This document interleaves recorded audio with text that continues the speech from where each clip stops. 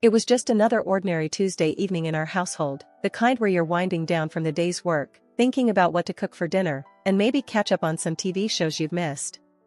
Mike, my husband of 20 years, was lounging on the sofa, flicking through channels, while I was in the kitchen pondering whether spaghetti or chicken salad would be the lesser of two evils for our waistlines. I was thinking about what our 19-year-old son Alex eats in college. That's when the phone rang, cutting through the mundane silence of our home. Mike glanced at the caller ID and sighed. "It's my folks." There was a hint of reluctance in his voice that didn't go unnoticed. "Go on, pick it up." "It's been ages since we last heard from them," I called out from the kitchen, trying to sound more enthusiastic than I felt. Mike's parents, Linda and George, weren't exactly the easiest people to get along with. Their rare calls usually meant they wanted something. Mike pressed the speaker button, and we both braced ourselves. "Hey, Mom, Dad, what's up?" The voice that came through was Linda's, choked with tears. "Oh, Mike, it's all gone. Everything's gone." George's gruffer, more panicked tone interjected. "The company, son. It tanked. We've lost the house, the cars, everything." I stopped what I was doing, the gravity of their situation sinking in. Mike and I exchanged worried glances. Despite our strained relationship, hearing them so vulnerable struck a chord. "So, what's the plan now? Where are you guys staying?" Mike asked, his voice tight with concern. "That's just it, son. We have nowhere to go. We were hoping, maybe, we could come stay with you and Karine for a while." Linda's voice was hopeful, yet hesitant. Mike ran a hand through his hair, a clear sign he was stressed. "Well, you know the house is actually Karine's, left to her by her grandma. I gotta talk to her about it." I knew what was coming next.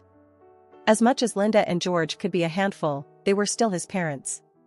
Turning them away wasn't an option, not really. I walked into the living room, taking the phone from Mike. "Linda, George, listen, we can figure something out. But it's only temporary, okay? Just until you get back on your feet." "Oh, thank you, dear. You're a lifesaver. We won't be any trouble, promise," Linda gushed, relief evident in her voice. After we hung up, Mike slumped back on the couch, a mix of emotions playing across his face. "Babe, you sure about this? You know how they are. Always looking down on our lifestyle, expecting the moon." I sighed, sitting next to him, taking his hand. I know. But they're your folks. What else can we do? We'll set some ground rules. Make it clear it's just for a few months." Mike nodded, looking somewhat relieved but still anxious. "They mentioned bringing some things. I hope it's not their entire house." The morning Linda and George were due to arrive felt like the calm before the storm. Mike and I had been up since dawn, double-checking every room to ensure everything was as comfortable as possible. Our attempt to bring some order before the inevitable chaos. "Karine, do you think they'll like the setup in their room?" Mike asked for what felt like the 10th time, his forehead creased with worry. I shrugged, adjusting a pillow for the umpteenth time. "They'll have to. It's not the Ritz, but it's the best we can do." The sound of engines rumbling down our street cut our conversation short. We exchanged a look that said, "Here we go," and made our way to the front door. As we stepped outside, two massive moving trucks pulled up, blocking our driveway. Jesus, did they bring the whole house? I muttered under my breath as Mike squeezed my hand, a silent plea for patience. Linda and George emerged from a sleek rental car, looking every bit the displaced royalty. Linda, with her fur coat draped over her shoulders, despite the mild weather, and George, in a suit that looked too formal for our quiet, suburban street. "Karine, Mike. Oh, how we've missed you," Linda exclaimed, embracing me with a force that nearly knocked the wind out of me. "Good to see you, Mom, Dad," Mike managed, his voice tight as he accepted their hugs. As the movers began unloading, the sheer volume of some things they'd mentioned became horrifyingly clear. Furniture, boxes, more boxes, and endless bags started piling up in our driveway. Mike and I helped direct the movers, but it quickly became apparent that our house was not prepared for the influx. Every room on the ground floor was soon crowded with their belongings, leaving just narrow paths to navigate through. As the movers left, George clapped his hands together, looking pleased. "Well, this feels homier already, doesn't it?" That evening, after a day of moving and rearranging, we sat down for dinner. The air was thick with tension, an uncomfortable blend of gratitude and resentment simmering just below the surface. "So, Karine, this spaghetti is interesting," Linda remarked, poking at her plate with a fork as if she expected it to bite back. "It's a family recipe," I replied, trying to keep my voice even. "Simple but good." Was all she said, but her expression spoke volumes.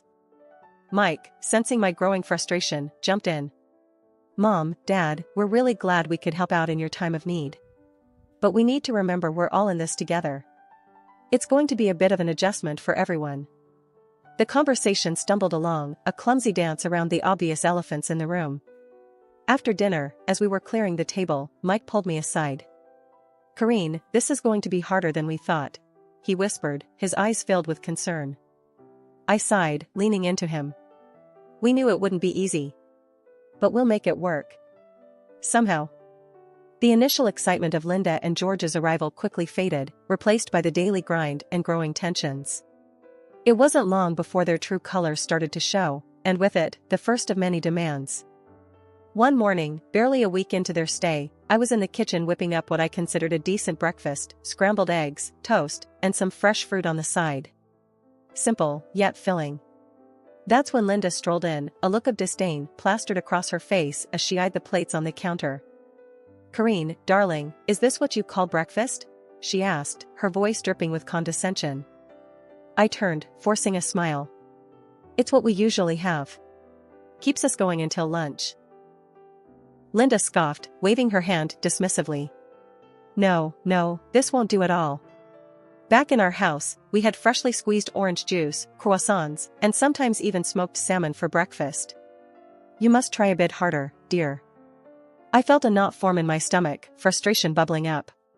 "Linda, you know we're not living in luxury here. This is what we eat. If you'd like something else, you're welcome to make it." The rest of the meal passed in awkward silence, the air thick with unspoken words.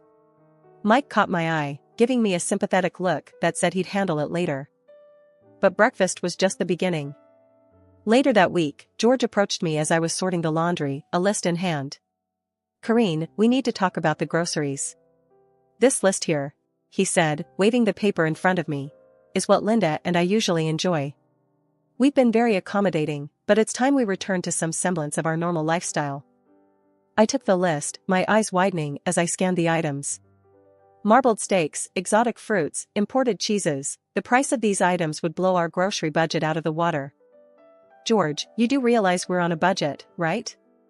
We can't afford these things on a regular basis." He frowned, crossing his arms. "Well, you'll just have to make do, won't you? We can't be expected to live like this. It's beneath us." I was at a loss for words. The audacity of their demands, their complete disregard for our situation, it was all too much.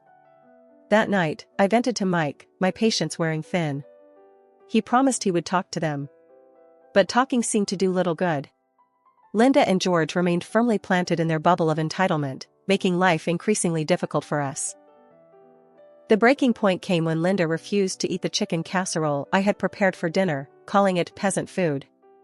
She demanded we order takeout from a pricey restaurant instead. "Listen, Linda, we're doing our best here," I snapped, my patience finally gone. "This is what we're having. If you don't like it, then I'm sorry, but that's just too bad." Her face went red, and for a moment, I thought she might actually explode. "This is no way to treat your guests, Karine. We are your elders, and you should be showing us more respect." Mike stepped in, his tone firm. "Mom, Dad, you're not guests. You're living here because you have nowhere else to go. Karine's right. We can't afford to eat out or buy expensive groceries. You need to respect that this is our home and our rules." The conversation ended with Linda storming off to her room, George following closely behind, muttering about ungrateful children. A whole month had gone by since Linda and George turned our lives upside down. It started with them making a scene at breakfast one morning, both of them clutching their stomachs and making a big show of how our average food was wreaking havoc on their digestion. "This bread, it's like eating cardboard. And don't get me started on the eggs. My stomach's been in knots," Linda complained, her voice teetering between a whine and a demand. George chimed in with a groan. I haven't felt right since we got here. We need proper food, not this peasant fare. Feeling cornered and wanting to keep the peace, I caved. I started buying the fanciest groceries I could find for them, while Mike and I resorted to fast food just to save on costs. Fast forward a month, and I'm sitting at the kitchen table, receipts scattered in front of me. My heart sank as I tallied up the numbers. We were spending double on groceries compared to before Linda and George's arrival. And that wasn't even touching on the water bill, which had skyrocketed thanks to Linda's newfound love for long, luxurious baths. Enough was enough. That evening, as I served dinner, the contrast couldn't have been starker. Linda and George were tucking into their gourmet dishes, while Mike and I nibbled on cheap takeout. My frustration boiled over. Listen up, I started, my voice steady but firm. This can't go on. We're blowing through our budget trying to cater to your tastes. From now on, we're all eating the same food. No more special treatment. Linda looked up, her fork paused midair. You can't be serious. This food is the only thing keeping our health from plummeting in this hovel. George nodded in agreement. Exactly. You expect us to eat fast food? That's absurd. You're being incredibly selfish and lazy, Karine. Their words stung, but I was past caring about their opinions. Before I could retort, Mike slammed his fist down on the table, a rare show of anger from him. That's enough, he barked. You're living under our roof, in Karine's house. You will show her respect. She's been bending over backward to accommodate you, and this is how you repay her? No more. Either you start eating what we provide, or you can find somewhere else to live. The room went silent, the tension thick enough to cut with a knife. Linda and George exchanged a look, then silently returned to their meal. The day after the big blow-up, things escalated in a way I couldn't have imagined. It started with a knock at the door, mid-morning. I was in the middle of tidying up the living room, Mike having gone out to run some errands. The delivery guy, a young lad probably in his early 20s, stood there with a smirk, holding a stack of fancy-looking food boxes. Delivery for Karine, he announced, thrusting the boxes into my arms before I could even open my mouth. Confused, I stared down at the assortment of gourmet meals, the kind that cost an arm and a leg from the high-end place downtown. There's been some mistake. I didn't order this. Just then, Linda breezed in, a smug smile on her face. Oh, those are for us. I couldn't stomach another day of that dreadful food you've been serving. I was flabbergasted. And how do you plan on paying for this? I asked, trying to keep my cool. Linda waved a dismissive hand. Oh, don't worry, dear. It's on you. Consider it a thank you for our stay. Fury bubbled up inside me, but before I could confront her further, the phone rang. It was Mike, checking in. I quickly explained the situation, my voice shaking with anger. Stay calm. I'll handle it when I get back, he said, his tone tight with frustration. But staying calm was easier said than done. By the time Mike got back, Linda and George had made themselves comfortable, devouring their expensive meals with relish while I fumed silently. That evening, Mike and I sat them down for another talk. This time, the gloves were off. Mom, Dad, this has got to stop, Mike began, his voice low but firm. You can't just order expensive meals on our dime. It's not right. George scoffed, leaning back in his chair. Oh, please.